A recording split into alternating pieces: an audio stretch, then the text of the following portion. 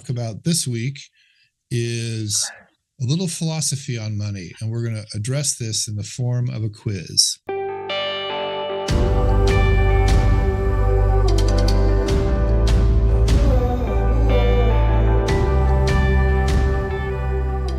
So, as always, for the Desert Pencil webinar, I recommend pen and paper. And I have a handout, which I'm going to put into the chat when we're done. Okay, so I put it in now. You won't listen to me. You'll just look at the chat thing, which is fine. You might want to just do that anyway. Here's what we got. So I have come up with 10 questions about money, and specifically relationship with money. And these questions, I think, are both simple, but also kind of hard, okay, if you're honest. And I'm going to read the question a couple times. And there's actually two sections to this. So the first one is going to be 10 questions that are true, false. Okay, and these are questions about you. All right. So what I'd like you to do, and I'll switch over to my tablet with my ever progressing, ever getting better handwriting. And I'm just going to put operative words in each sentence down. I'm not going to write out the whole sentence, but I'll just give you a trigger word. Okay, so if you could just write down this trigger word, and then next to it, your answer. And again, these are all just true or false. Okay, so here's the first question. I understand money and the role it plays in my life. I understand money and the role it plays in my life. So I'll put here for number one, and the trigger word is understand. I understand money and the role it plays in my life.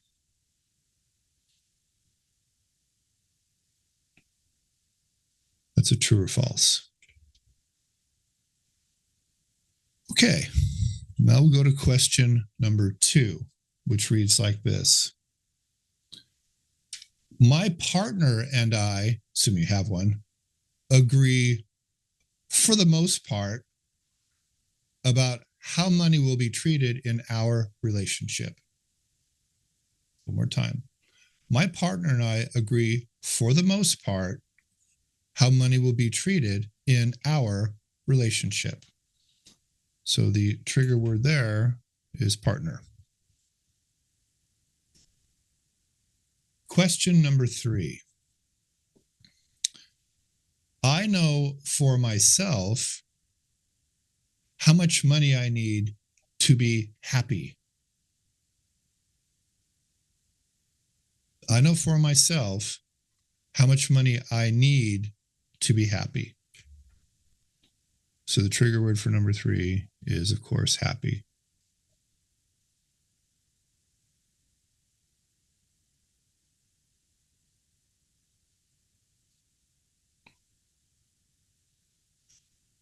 Number four, this one's a little bit longer, so I'll read a couple times. I understand the correlation of money and happiness in my life. I understand the correlation of money and happiness in my life. Trigger word number four is correlation. And again, these are all true or false.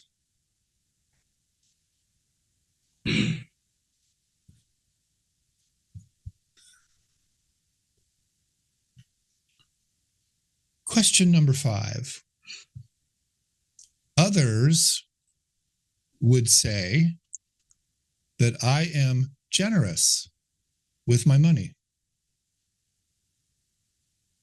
Others would say I am generous with my money.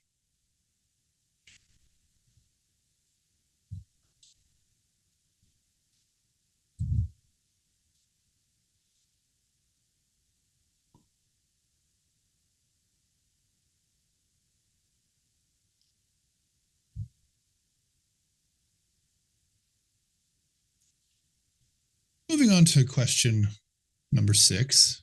Again, all under the banner of true or false. Question number 6 is, I have more money than time. I have more money than time.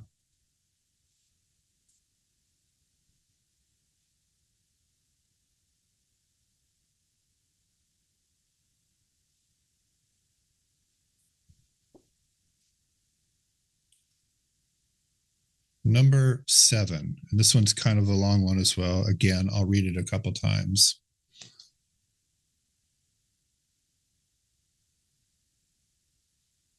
If I died tomorrow, it would take years to get rid of all the shit I've accumulated. If I died tomorrow, it would take years to get rid of all the shit I've accumulated. Trigger there being accumulated.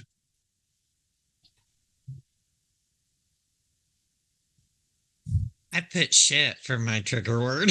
Whatever works, honey. You know, I have to keep this, public. Okay. All right. Number 8, again, we're in true false land here. I am someone who others should listen to about money. I am someone who others should listen to about money.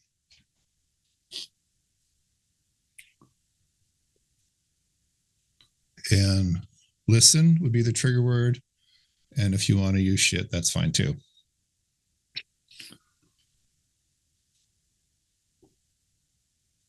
We're almost done.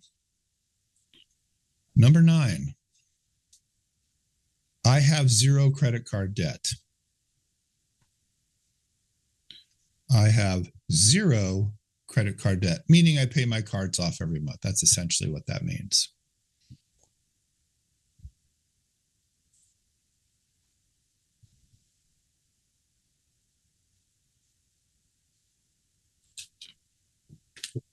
And finally, we come to the last question. Question number 10. I have enough money. I have enough. So I thought that was pretty good therapy for 6:15 and only my second cup of coffee this morning. This is the kind of stuff that I've been thinking about as I've been shaping and evolving the new Desert Pencil conversation and really trying to get more clear for myself about the kinds of things that I want to talk about, the new things. There's a book that I've been reading called The Psychology of Money, and so that kind of prompted me a little bit too. But Kelly, let's start with you today. What was your general thoughts about the last 10 minutes of sitting down and listening to me and having to think about these things for yourself? What did you think about thinking about that? I think I'm doing pretty well in life. I mean, obviously, I am not as wealthy as a lot of other people, but my needs are pretty simple. So, my biggest worry is having enough in retirement. But the one that tripped me up was the number 6. I had a hard time with that one because I am longer in the tooth, so to speak. What was the question again? I had a hard time trying to answer that one. I have more money than time. Yeah, I have more money than time. I mean, obviously, I have less time. So that was a hard one for me to answer. But the rest were simple. Let's talk about that for a minute because, I think they're all important, but this is the important one for you. So I'll just kind of throw my thing on the table and then ask a couple other people. So I'm going to start with this, just because you shared. So you're married and you have been for quite a long time. Congratulations. Mm-hmm. If you need a videographer on your Alaska cruise, I know a guy. How fun would that be? Right? And then so statistically, and this is just the statistics, Randy will die 5 to 7 years before you, statistically. Mm-hmm. I don't remember the numbers, but I think for men it's like 77 and women it's like 84 statistically. Right. So for future planning, assuming you said people in your family are long in the tooth, Yeah. That those last years of your existence here on the planet, those are important years because you won't have any sort of extra contribution from a spousal partner, although you would get half of his Social Security. Right. But other than that, you're on your own, and you're probably not waiting tables anymore, and you probably won't be selling as many houses. So thinking about that part, which is probably, in the 20 to 25 years from now range of time, is a good, can't say it enough times. You can't plan soon enough for the future. Right. Oh, right? yeah. We've seen that. That's compound interest. Yep. That's all that. Now, question. Have you ever sat down with a financial planner guy and talked about that specific question? Oh, yeah, constantly. Okay. Yeah. Well, then you don't have to worry about that. Yeah. So there's a whole plan in place. I still look at the plan and go, really? Are you sure? Well, plans are subject to assumptions, and reality changes. Yeah. Right? Right, exactly. Okay. Yeah. Jacques, what did you think about Kelly's concern about time and money? I understand it. I'm kind of on the other side, Joe. I turned 77 exactly 2 weeks ago today, and Happy birthday. I've looked at that plan. I've had a planner look at what we have, and we should be okay because we live very frugally. We have no credit card debt. We have no house debt.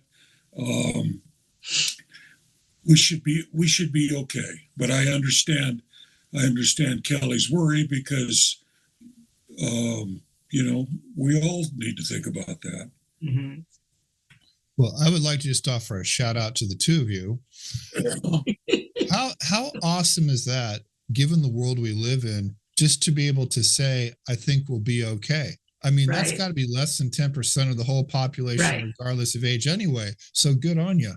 Well, and I'm like Jacques, I have no credit card debt and no house debt. So, to get to retirement and still have a house payment is kind of almost means you didn't do it right. I don't know. Sorry for people that still do, but you need to have a house that's paid for by the time you retire. Yeah. That's tough. Yeah. Okay, cool. Raphael, let's go to question number 1, my friend. I understand money and the role it plays in my life. Can you share a little share on that one with us? Sure. I'm a dopamine money guy. I love making it. I love spending it. It's all about juice for me. I have expensive tastes. I've burned through a ton of money. I'm not going to retire. I'm simply going to die. And life's wonderful on a day-to-day basis. So, Raphael, if you are my spirit animal. Yeah. I love how honest he is about it. That's so great. No, it's super important to be honest in these conversations. Mm-hmm. I didn't make that up. That's exactly how I roll. So does that mean you don't have savings for the future? Oh yeah, I've got money piled away. I've got no credit card debt, but I make a lot of money and I spend a lot of money, and that's just the way it goes. And all the correlation, all the happy, all the generous, all the other points make absolute sense to me. But for me, money's dopamine. I feel like I was reincarnated from someone who went through the depression or something, because I've always been so careful, and safe. And it's hard for me, until I got into real estate, spending money was not anything I ever did. I was a saver. And my boss in real estate is the one who taught me you got to spend money to make money. And you're constantly shelling money out, as you know, as a real estate broker. And that was kind of the turning point for me to understand how to let money flow through my hands like that. But, I always tell my husband, if I won the lottery, I probably wouldn't change anything. I probably wouldn't change a darn thing. I'd still go to a restaurant and not buy the $75 steak because, wow, I could make it cheaper at home. Like, I'm still that person inside. I was born that way, and I don't think it would change if I had more money.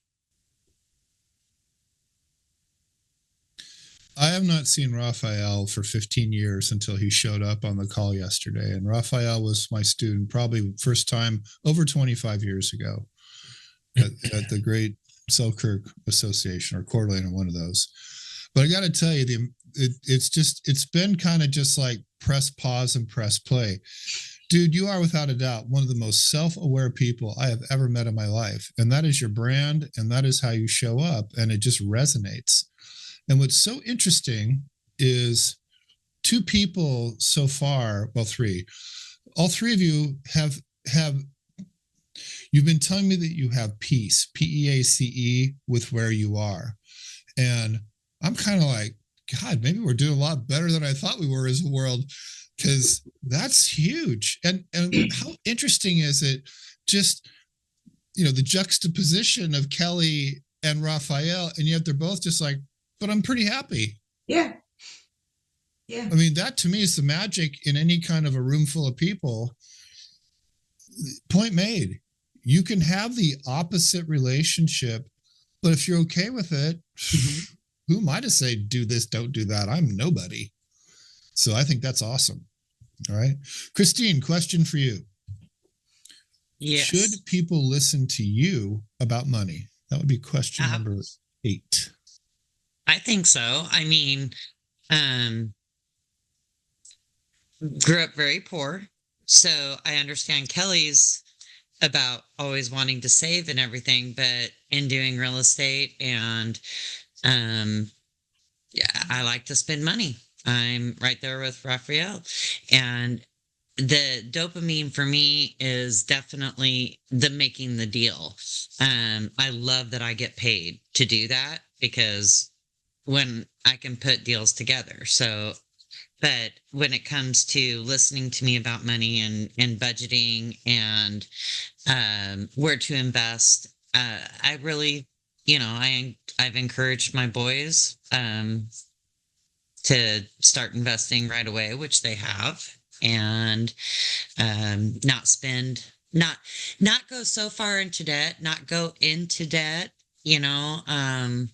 that it just, so many people make $10,000-$15,000 a month here in Tri-Cities, and they live paycheck to paycheck because they go and get payment loans on everything. And I've always taught people to live within their means, and my knock on wood, none of my clients have lost their home to foreclosure. And that was another thing that's kind of big with me, because I list a lot of foreclosed homes. And when you list the foreclosed homes and you see families get kicked out of their homes, I've always told people, don't buy bigger. Buy what you need. This is your first home or such. This is a stepping stone. And I've even had clients that they're paying $500, $600 a month in rent, and they have a lender tell them that they can afford $2,000 a month. And I said, great. How much do you have in savings? And I don't have any money in savings. Well, if you can afford $2,000 a month, then for the next 6 months, you write 2 checks, one to your landlord and one to your checking account. That money's gone. And if you can do that consistently for 6 months, number one, you'll have a pretty decent little chunk of change to put down. And number two, you'll know that you can afford it. So I guess I think I'm pretty savvy really on it. I think that's awesome. Yeah. I'd listen to you. My mother was very pro start a business. Neither of my parents really ever talked about investing at all. That's just not what they talked about. I wish they would have. I had to, figure it out on my own. I had other mentors, but I think that's great. You're teaching your kids that. It's awesome. Mercedes, I wrote question number 7 with you in mind. I'm just kidding. So since I guess we call him your spirit animal, your spirit brother, whatever, is Raphael. It sounds like you like the accumulation of stuff. Oh, no, I've actually gotten rid of just tons and tons of stuff, and I still am. But I like spending it. That room you're in will not be evidence of that statement you just made. Well, I'll tell you though. No, I know, but I'll tell Chris, you that kind of hurt. We'll get to you. Yeah, no, it doesn't. But so my office, I mean, this, you wouldn't see this in the rest of the house. I'm just playing. No, I know, but it's just here. And so, Sure it is. That's what they all say on Zoom. The rest is packed away in the garage. No, it's not. No, that's my husband's stuff. God, no. I'm comfortable with my amount of stuff. You should get to the partner question. I know, maybe yeah, you need that was a false. That was a false. That's funny. Okay, well, we're just playing here. Yeah. But do you like? I mean, do you have the dopamine bug? Like Raphael said, is that part of your deal? Do you like buying stuff? Like things? I like giving myself a nice experience. I like going to Nordstrom's or better if I'm in that kind of mood. And yeah, I do. Then own it. Yeah.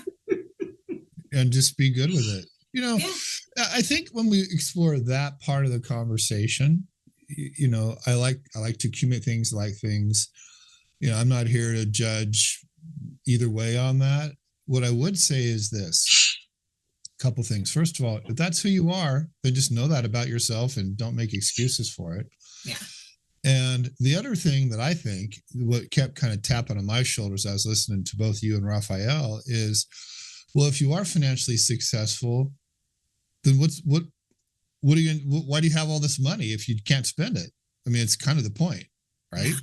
Assuming that other needs are met and so on and so forth. So, okay, Anthony, jumping to you.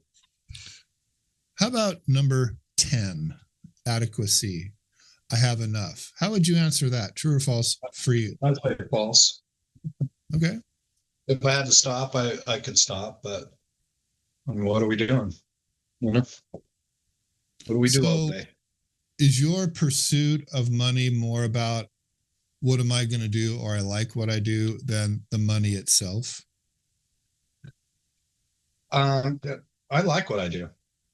I have fun all day, every day. But part of it's money. Might as well have fun doing it. Do you feel like you're compensated adequately for what you do? Sometimes. Yeah. Not all the time. Sometimes, not all the time. Yeah. No, I'm kind of in that box as well. I agree. Mr. Jeff. Good morning to you, sir. Talk to me about the Jeff generosity, or as some might say, the Jefferosity. I wish I could be more generous than I am. Oh. Do you know how generous you'd like to be? I have an idea. Here's why I asked that. Because your initial salvo was one of current inadequacy. So whenever someone says to me, I'm here, but I wish I was there, whatever it is, my response is always, do you know where there is? Like, do you know, like, in terms of money, is it a number? And that's the part you got to think about. And remember this too, and this is for everybody. Generosity just doesn't have to be measured in dollars and cents. I mean, look what I do. I give a lot of my time away for free. That's just another form of barter in generosity. So I just want to kind of say, it doesn't have to just be the check you write. It could be the time you give. But the question pertains to money. So I'm going to kind of stay with you for a second, Jeff, since you're honest. We all are honest. So what's one thing that you could do to feel like you were being more generous if you currently don't believe that you are generous enough? I'll go out and make more money. Okay. So do you have like a percent? Like, for example, some religious organizations say you have to tithe 10% as an example. Can you say, I would want to give this much money to whatever you want to give money to? I haven't thought that much about it, to be honest. Okay, there's your homework, man. You should think about that. I think we all should. Yeah. And I think everybody in this call should have a charity that they believe in. I think that's one thing that we should all have in life. And I don't need the government to tell me what to do, by the way, but we should all have something. You know, my thing personally is food banks. Yeah. Because I'm like, you don't have enough to eat, not a lot else matters. Yeah. So to the extent that I do those kinds of things, that is the object of my bounty. Mr. Coe, are you still eating breakfast? Are you even there? I guess he's hiding on this one. Help. I'm here. Are you there? Perfect. I'm listening through the whole thing. Yeah, I know. Jeff That's Ross cool. is an interesting one. I'm Okay, trying ready for your question? Yeah, fire away. I'd like you to fire back with number 2 about you and your partner. You're married, you said, I am. and how the two of you handle money together. Are you harmonious? We're Are you actually fighting money? What's going on? we're actually pretty harmonious. She think part of it. We're actually very harmonious. She thinks we have plenty and have enough, and I think, oh God, I'm kind of like with Kelly and et cetera. It's like, I don't know. We don't have kids. Nobody's going to take care of us when we're older. Let's make sure it's older because we're old. And so that's always worries me. But talk to the financial planners, put stuff out. It's like, look, you have plenty and you could live exactly the way you live today. It's like, okay. So that's good. And that part is good. So, but we're pretty harmonious about that. And in spending and stuff, like whatever we like, we don't scrimp and save too much. So your biggest future concern is hiring a babysitter, right? Kind of. I hopefully not. I mean, we stay in pretty good health, exercise, try to eat really well. We like our vegetables, take care of stuff. And it's like, for as old as we are, we're in decent shape. So I made steamed green beans for the family for dinner last night. Oh my God, they were the bomb. Like perfect. Like the crispiness was just right there. And then I put some butter on them at the end and then stir that up. And Adam looks at me and he goes, these taste kind of buttery. I go, because there's butter on them, dude. Yep. You got to put Salad Elegance on too. Yeah. Get yourself a bottle of Salad Elegance. That's really good. Is that what my mother should be? Loved Salad Elegance? Yeah. Butter and Salad Elegance. For sure. Okay, I'm looking up Salad Elegance. Oh, it's so fantastic. Well, do you know about Johnny's seasoning? Yep. Tacoma. So Johnny's son, was my doctor. Really? And lived like 3 doors down from me. And then his son, whose name is also John, is now John the Third. So it's a 3-generation family. So they had 2 restaurants and the spice plant. They sold one of the restaurants, maybe both of them, but the spice plant was just, he goes, dude, it's just like printing money. It's awesome. I go, okay. So anyway, okay, Chris, I have a question for you that's actually not on the list, but I would like you to share this. I don't think anybody else here has young kids, but there's some grandkids floating around and there hopefully will be some. So says Christine. So you and I have talked on and offline about I'm going to limit this to 3, but 3 of the money lessons that you are imparting upon your 12-year-old daughter? And I'd like you to circle back and do this, because I think, well, I think they're great. I wish my parents would have. And I know a lot of parents, and I've never heard anybody talk about the kinds of things that you're talking to Grace about. And I want to be specific here. Go to the 3 buckets. Yeah, I mean, I didn't invent them. And to be honest with you, I probably wouldn't even be present to them and talking to her about them if it weren't for a relationship with you and exposure to these kinds of topics through this course and stuff. So thanks for that. And maybe Grace should thank you for that one day. I'll send her a PayPal link. We did I'm trying to remember what it was called, Green Light at one time. And, Green Light was not a credit building debit card. It's kind of a debit card thing, but it's like expose your kid to handling money from a young age, and you can kind of track it and monitor it, have some oversight and some visibility into how they're spending. And anyway, long story short, the buckets would be spend, save, and some sort of philanthropic aspect. And so, yeah, I mean, I think those are important concepts to have early. We've now moved from there to, based on another conversation we had in the group here, we're now, focused more on credit building while also employing those bucket mentalities. And then, through good fortune of like the last year and a half and my ability to sort of recover financially from my divorce, I've managed to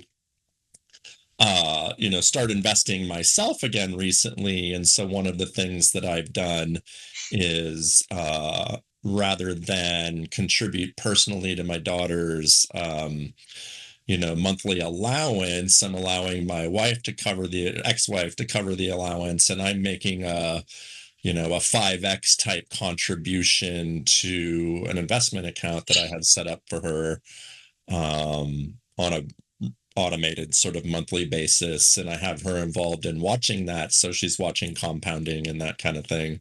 So I mean, she's getting much more of a financial education at a 12 years of age than I probably had at 30 years of age, maybe even 40 years of age in some ways.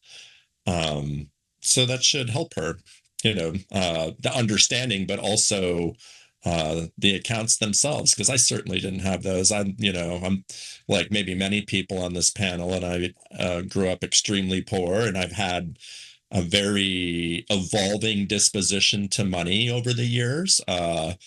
I was very, very, tight with money and scraped and saved, and, would never treat myself to anything, and felt guilty if I wasted money in some way that wasn't absolutely essential. And when I was around 30 years old, about 30 years old, I crossed paths in work with another guy who I'll just call like the unofficial mayor of San Francisco.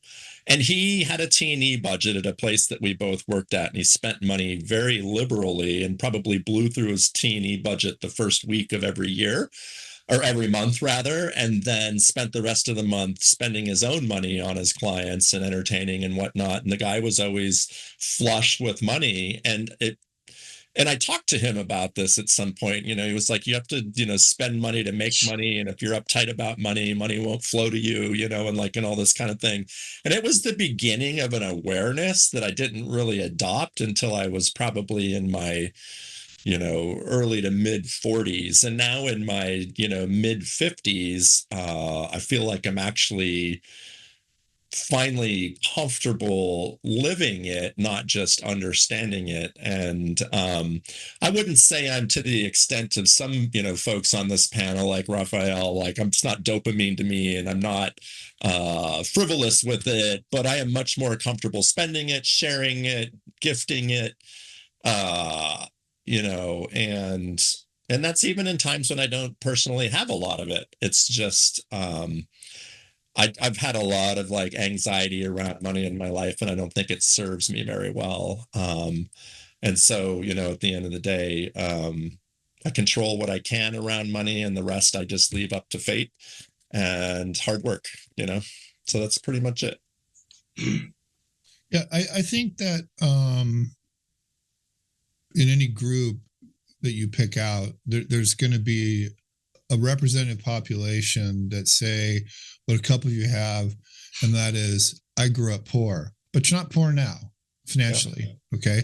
But that's a whole nother interesting genesis of what I would just call the psychology of money. Yeah. And, how much did you have in your family of origin? How is it treated in your family of origin?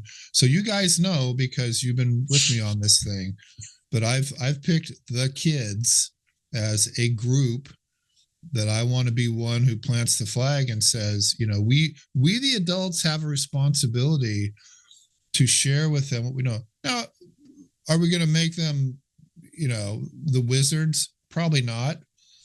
But to me, the number one word is just consciousness. Have them be conscious of what I call their relationship with money. Then I think we all have a responsibility to do that at some level. So, and I'm going to go to something else here to finish this up, but I'm going to just kind of circle back to Jeff as an example that could apply to all of us. Under the banner of generosity, how generous is this? To go to an organization. It could be a junior high. It could be a religious organization. It could be a boys and girls club. It could be whatever, where a part of the cradle of their customer base, I'll call it, is 13 to 18-year-olds. And you could come in, you, Jeff, you, all of us, could say, you know what? I know this ding dong up in Washington, and I've been going to his webinar, and I made a few notes, and I think I can cobble together a pretty good talk about money. I won't charge you any money. Can I just come in and get an audience and try to help these kids out about money? There's an idea. Yeah. I just made a video about when teenagers get their first job. I think it's still on my desktop. I haven't posted it yet, but I just said, how long is it? Oh, it's not that long at all. Just a couple minutes. Let's watch it next week. Okay. I'm going to finish up today with a couple things. All right. So I put the quiz in the chat, the 10 questions. You can have those. And I would encourage you to take that and when, if, and as you think it's appropriate, put it in front of somebody else and see what they say. Okay. But here's a couple of other rando thoughts that I was kind of cultivating this week as I've been working on new curriculum. Okay. So these are kind of true, false, and multiple choice, and we'll see how this goes. Here's the first question. The ultimate purpose of money is control of which of the following? Okay, so the question is, the ultimate purpose of money is to control which of the following? Your life, your investments, your time, or the price of a stock? The ultimate purpose of money is to control which of those? Time. Correct. Your time. And I think one of the strongest arguments about how much do I need is I'm at a point financially where I can do whatever I want today. That's kind of the ultimate goal of what we would otherwise call retirement. Okay. Question number 2. In a recent survey, 50% of all respondents said that being rich, at least as rich as their neighbors and friends, was a requirement for happiness. True or false? I would say it might be true, but that's ridiculous. False. Well, that's kind of both, Kelly. You got to pick one, Yeah. true or false. Well, I mean, when I see my neighbors with all the toys and the expense of this and the expense of that, all I look at is debt. Okay, so Yeah. So here's the question. How do you think they look at it? Do you think that they are saying, look at how successful I am? Yes, they are. How wealthy I am? Yeah. Yes, right. they are. And all I see is debt and how stupid that is. And that's what people that count the rats, Mm-hmm. that's what the research shows. Mm-hmm. It's a complete disconnect between the image that people are presenting and how they are perceived by those to whom they're trying to project the image. It's a total Exactly. disconnect. Yeah. Okay. The Millionaire Next Door is a It's very a great interesting book. Yeah. Yeah. If you haven't Oh, read it, yeah. great book. Jealousy is one of the worst, afflictions ever. And if you are ever jealous of somebody else because of what they have, that's such a waste of your time and energy. It You know? is. Yeah. Okay. Next one. And here's a true false. Spending less actually builds wealth faster than earning more. False. It's actually true. Really? I was thinking Now true. you have to put some parameters around that. Yeah. Right. But it's a pretty ironic statement. When they've tracked people in investment returns, what they've learned financially is your ability to control your spending actually will increase your wealth more over time than earning more money. But I think the disconnect is how much Mercedes and how much Raphael do you have in you? So when I lived in Sun Valley, my girlfriend's nephew was from Riggins, Idaho, population like 43. And they both went to BSU. They played 8-man football. Right. They both went to Boise State. They roomed there. His roommate, I can't remember the guy's name. He had like some Eastern European name that started with a W and ended with a Z that was like that long. But big guy, tall as me, but built a lot more. Got drafted by Dallas out of BSU as a linebacker. 23 years old, signed a contract for $20 million. Yikes. How'd you like to be 8-man football? 23? This Yeah. is a question for the guys, full of testosterone, and somebody just said, here's 20 million. I mean, how do you enter the workforce with that mentality? Yeah. You need to rush that kid to a financial planner. Yeah. Yeah. Well, it's just like the military. They probably have that in the NFL. I don't know, but It's just like the military. They get these young kids and they ask them to re-up, and they pay them $50,000 or $75,000 to re-up, and they do, and they don't give them 1 minute of conversation about how not to blow that money on women and a new car. They don't say a word. I mean, I don't think that's right. The American government has a duty, if they're going to give that kind of cash to a dumb kid, to give them some education about it.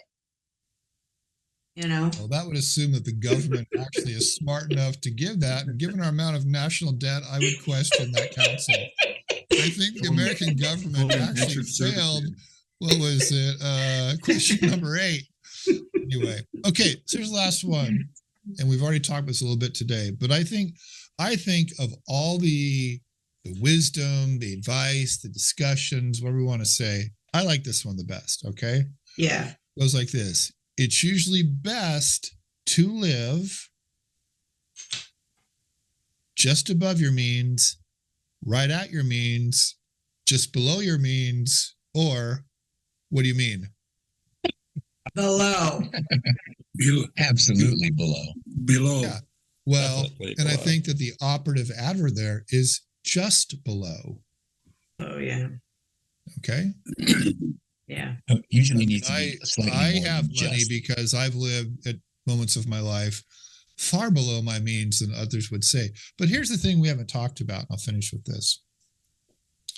I talk a lot in Does It Pencil and other stuff about we work with these folks, we talk to them about investments and money in real estate, whatever. What is the goal? And I put it this way: the goal is to be happy. And what is happiness? It's when expectations are met or exceeded. Michael Coe would sign an affidavit and said, I listened to Joe Still say this so many times, I want to throw up. Okay. So the centerpiece of that is the self-knowledge about what makes you happy, and it's different for everybody. And I guess Raphael checked out, but how brave was that? Just go, look, I make a lot of money. It's dopamine. I spend it, and I'm totally good with it. Okay. Brilliant. I'm at the opposite end, not the opposite, but pretty far away from him. I am not a things person. It just doesn't pull my dopamine lever. That's not what it is for me. And it never has been. I've never had a lot of stuff. I've kind of lived in, I'm sort of a submariner just because of my family of origin. I always lived in very small quarters, never had any place to put a lot of stuff, never had a lot of stuff. But mostly I've been happy. Mostly, not always, but for the most part. So I think that under the banner of this discussion about money and happiness and so forth, that it's a good takeaway to think about, you know, what will make you happy. And if you can find that happy place, as they would say in therapy, while living just below your means, then I think you figured the money game out.